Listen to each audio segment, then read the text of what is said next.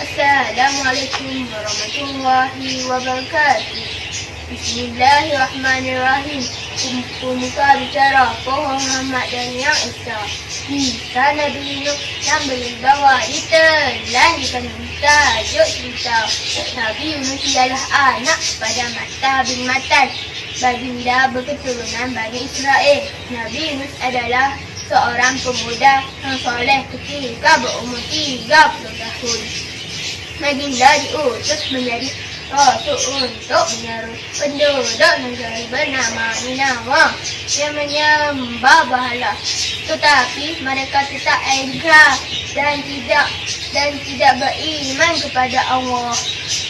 Yunus menyeru kepada kaumnya beriman kepada Allah yang Esa. Kaumnya engkar dan juga alpa. Baginda tidak berputus asa. Wahai kaumku, kembalilah kamu kepada Allah yang benar. Sesungguhnya kemewahan itu memberikan kamu. Namun mereka tetap menolak.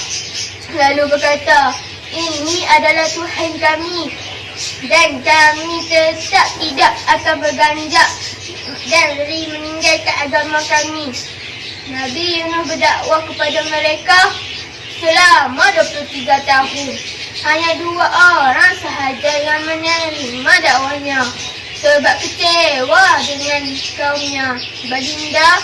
Baginda berdoa kepada Allah agar dakwahnya diterima oleh kaumnya.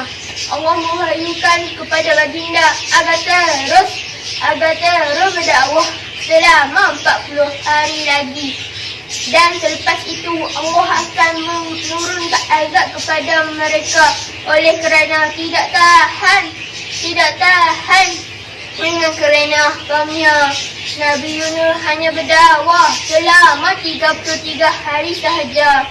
Pilunya hati tak terkira, diri dalam derita, ajaran tidak diterima, tinggalkan kau sengsara. Firman Allah dalam surah Al-Anbiya ayat 87.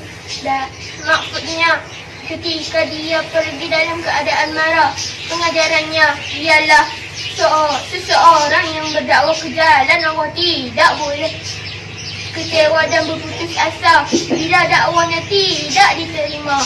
Kita perlu tabah dan sabar walaupun menghadapi pelbagai cemuhan dan dugaan. Contohnya, para ulama kita yang sentiasa terus berdakwah walaupun ada tentangan dan halangan. Nabi Yunus berjalan tanpa arah dan tujuan. Baginda berjalan siang dan malam. Akhirnya baginda sampai di tepi pantai dan menumpang sebuah kapal yang telah syarat dengan penumpang seperti firman Allah dalam surah Al-Saffat ayat 140. A'udzu billahi minasy syaithanir rajim. Bismillahirrahmanirrahim. Iz'abaqa ilal fulkil mashhur. Sadaqallahul azim. Maksudnya ketika dia lari ke kapal yang penuh dengan mautan, setibanya di tengah lautan, kapal tersebut dipukul ombak yang besar dan angin kencang menyebabkan ia hampir karam. Untuk mengelakkan kapal tenggelam, pemilik kapal terpaksa membuang salah seorang penumpang dengan mengadakan pengundian. Termasuk dalam undian itu ialah Nabi Yunus seperti firman Allah dalam surah As-Saffat ayat 141. Maksudnya, lalu dia termasuk orang-orang yang kalah. Nabi Yunus tahu itu adalah balasan dari Allah kepadanya kerana meninggalkan kaumnya tanpa izin dari Allah. Dengan berserah diri kepada Allah, baginda terjun ke dalam laut. Pengajarannya, Allah akan memberi balasan kepada siapa saja, tidak mengira pangkat ataupun keturunan. Sesiapa yang bersalah akan mendapat balasan di dunia dan di akhirat.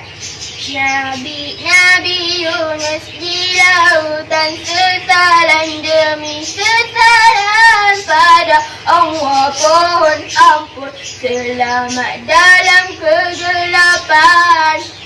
Ketika Nabi Yunus berlawan arus ombak, Allah mewahyukan seekor ikan untuk menelan Nabi Yunus hidup-hidup. Maka ikan itu pun menelan Nabi Yunus dan menyimpannya dalam perut. Tanpa cacat celanya, Nabi Yunus berada dalam 3 kegelapan malam. Kegelapan di dasar lautan dan kegelapan di dalam perut ikan.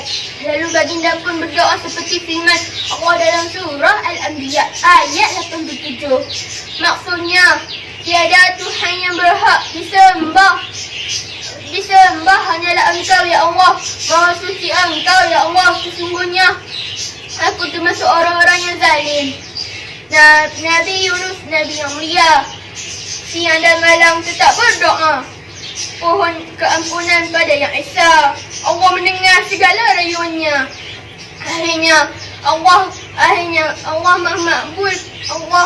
memakbulkan doa Nabi Yunus dan mengilhamkan kepada ikan Nun untuk supaya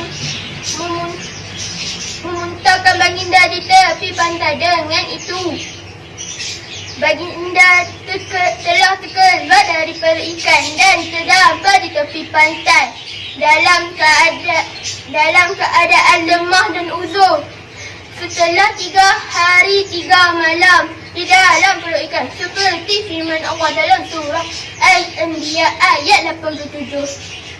Bismillahirrahmanirrahim.